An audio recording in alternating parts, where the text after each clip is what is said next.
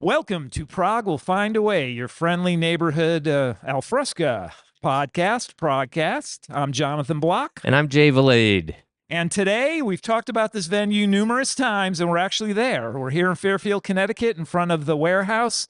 FTC, Stage Fairfield 1. Theatre Company. Fairfield Theatre Company. Check it out online. Lots of great shows. And we're here because tonight, John Lodge, from the Moody Blues, Rock and Roll Hall of Fame inductee, is here with his performing, band, which includes John Davison from Yes as one of his special guests singers. He's going to sing a couple songs.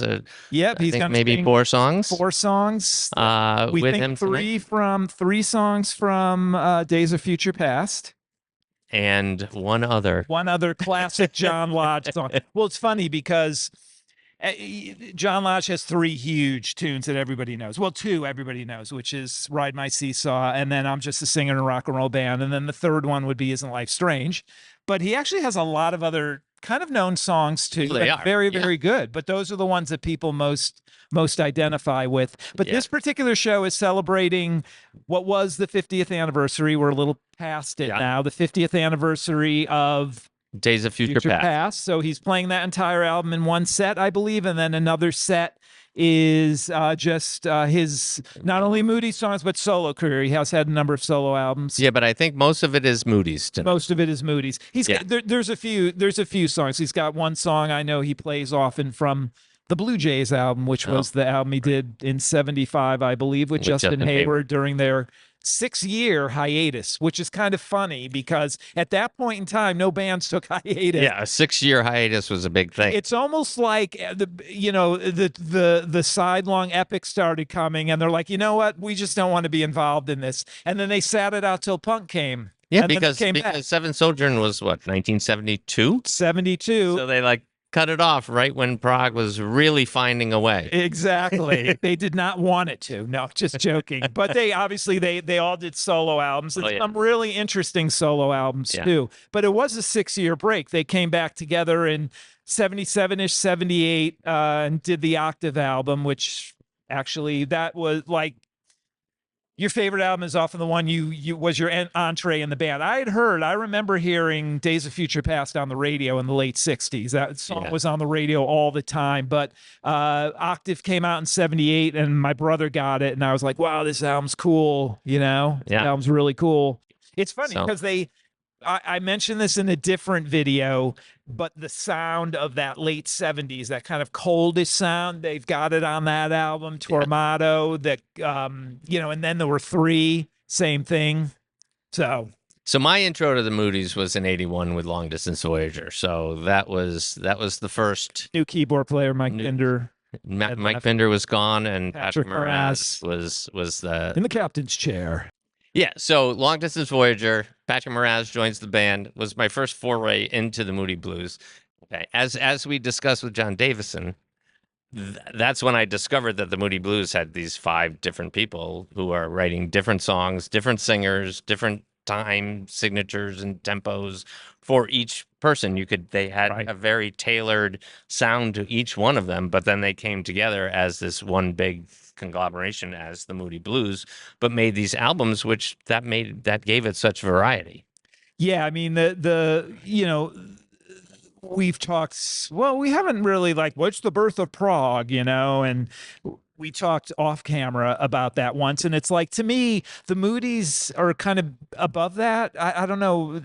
I've been trying to articulate this somehow because they're really before. Okay, they are before, and Days of Future Past is that kind of moment for them. But even more so to me is the next one, which is Search of the Lost Chord, which was, to your point about so many different styles because different singers. The thing about the Moody's is that it's funny because we also talked about the 80s. It was more, the pop kind of prog. Well, actually, the Moody's was like song-based prog, Oh, it was. It was like we wrote songs but pushing the envelope for the orchestration, and not the Days of Future Past orchestration, but like the Mellotron orchestration and just the arrangements and all the different things that they did to take what 98% of the bands at that time were just recording the song and that was it. Yeah. The song was in there, which is funny because now this is why John and particularly Justin go around the world with just a guitar, because that's how they wrote the songs. It isn't like a Close to the Edge where you need all the you accoutrements to make the song work. You need it, because at the heart of it are these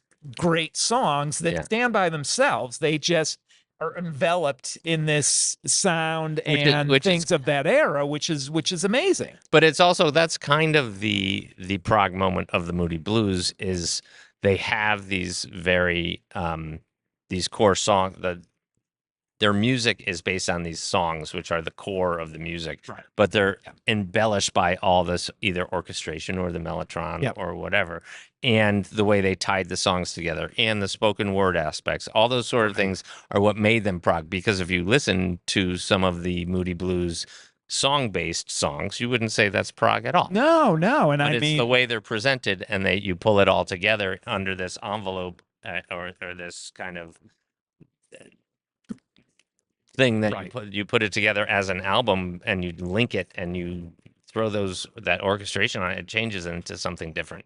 Well, I think you said the keyword album. They thought a lot of times in terms of an album, and for that era, right? You think of obviously Days of Future Past, but also Search of the Lost Chord. It's an album. Like you listen to it from front to back. You do, and there's a package to it, and the successive ones as well. I'd say probably up till the first album of the 70s, Question of Balance, right? That one was, I feel, is more kind of like individual song oriented than Every Good Boy Did things together. Well, there was a sound and an environment to it that was definitely... Their producer was the same producer. Well, exactly, Yep. And, it's interesting, too, that, Octave is a new era, no mellotron, right? It's also, it's just everything since now. It's funny because... Patrick Moraz was not joining yet, but Mike Pinder had already set it up. Like, well, no, it's synths now. It's not the mellotron. And then, of course, I mean, it's so layered with Moraz. Yeah. Oh yeah. Absolutely. So layered. Yes.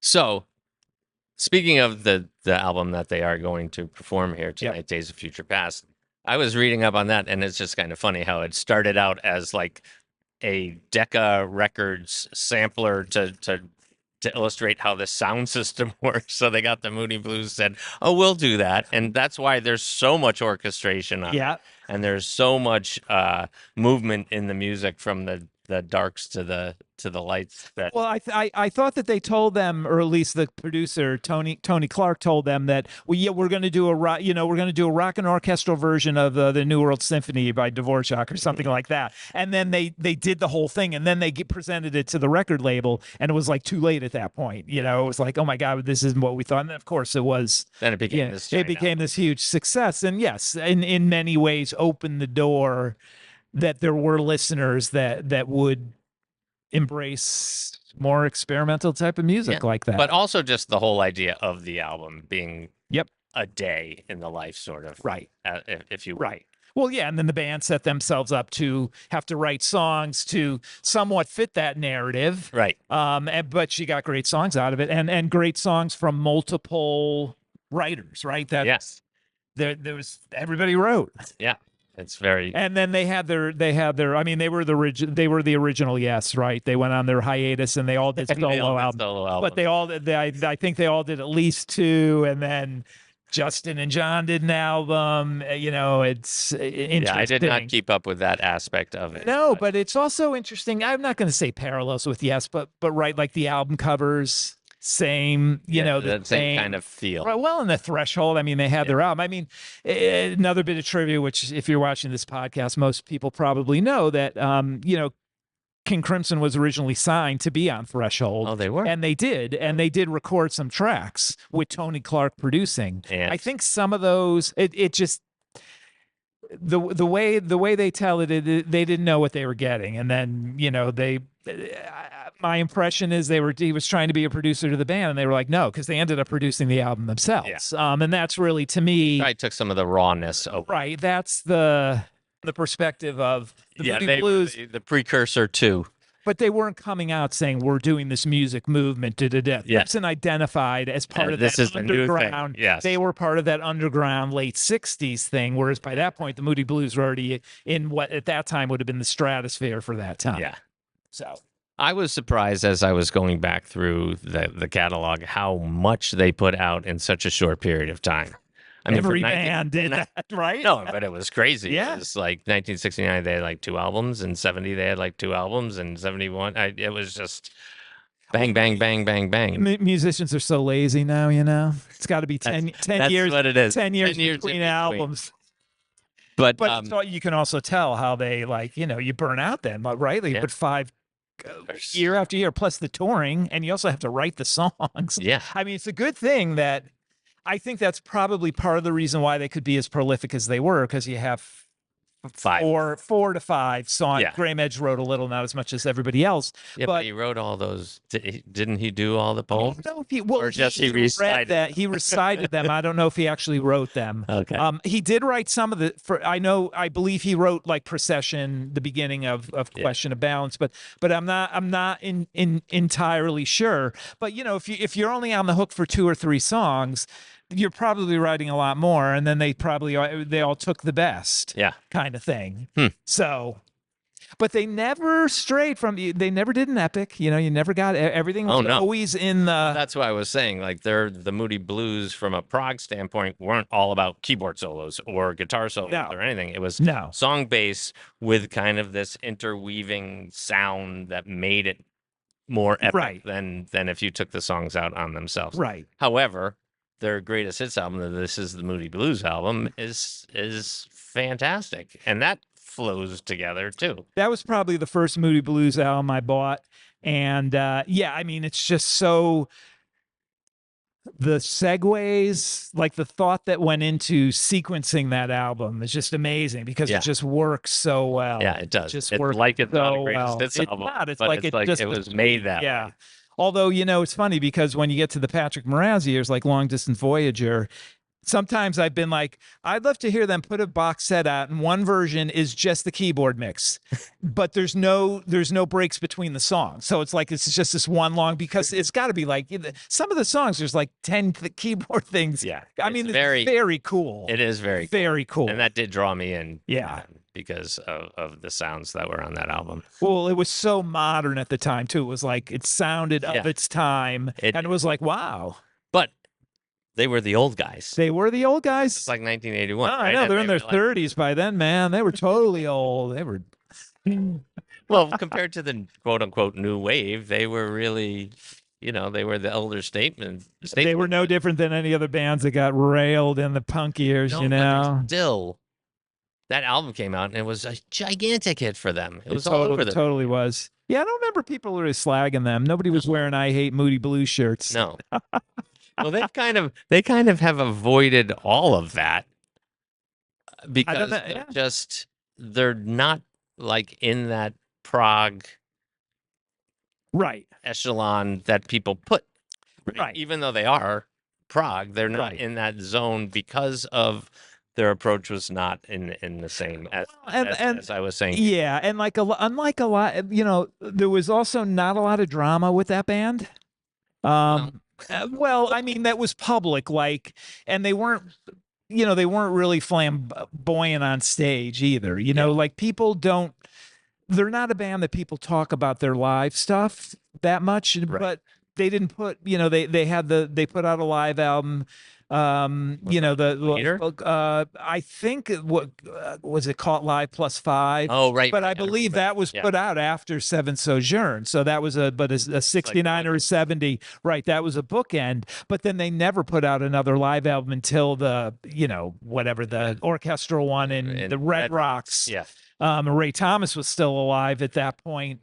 But they're not a band that you talk about. There's not a lot. I think they put out one of those huge box sets. I think it was called Timeless Flight, and I think there was live stuff on that. Yeah. And also when they re-released some of their, I know the re-release of Octave whatever the last remaster was has like 2 or 3 live songs. It may be from a show that's on Timeless Flight, because I think it was one of those later shows. But speaking of them live, I did see them get inducted into the Hall of Fame. Went out to Cleveland. What year was that? 2018? I believe that's when it was. Okay. So who else was that year? Cars. It was Bon Jovi, Dire Straits, Nina Simone. You've been to a few of these, right? Because you saw Roxy Music get inducted. Okay. Next year. Yeah. Okay. It was really kind of fun because of that. But I went with some buddies of mine from high school who we went because the Cars and Dire Straits were getting in. Well, I wanted to see the Moody's too, but they didn't particularly. But after the show was all done, they were like, the Moody Blues was the best performance of the night. And they were kind of shocked because they thought, oh, the Moody Blues is going to be the kind of this mellow thing. And they were like, they were the best band up there, which was kind of fun because you had, Bon Jovi and the Cars and whoever, but we didn't get a lot of the bands that year didn't perform, like Dire Straits didn't perform, and now all of the original members were there, but except Ray Thomas. Was Ray Thomas passed at that point? Ray Thomas had passed, yeah. But it was fun. I don't think Mike Pinder played with them, but he was on stage for the induction. Right, yeah. Denny Lane was there too. I actually ran into Denny Lane in the airport on my way. Oh, really? That was a cool little moment. Yeah. He was a very nice guy. Yeah, I know. Most of the Moody's are gone now. Justin and obviously John, and we're here for the John Lodge. So people are starting to line up because doors are opening very soon. Did you have a favorite Moody's album, or do we even want to? I think my favorite Moody's album is Long Distance Voyager because that was my first intro. And then because I got into the This Is album, most of their albums didn't grab me as much because I knew all the hit songs. Right. So that I wasn't jumping into the others as much. But I think Question of Balance would be my second after that. Yeah. Okay. I don't know why. No, that's all right. Something about the way it flows. So actually, if I could pick anything, this is probably the one band where I will allow us to pick a greatest hits thing because of everything we said about this is the Moody Blues. It's almost an album in itself rather than a collection. And a double album. A double album, even though it is very Prog. But if we just take the proper albums, then I would say my first has got to be In Search of the Lost Chord. There's something about that album. There's so many great songs on that.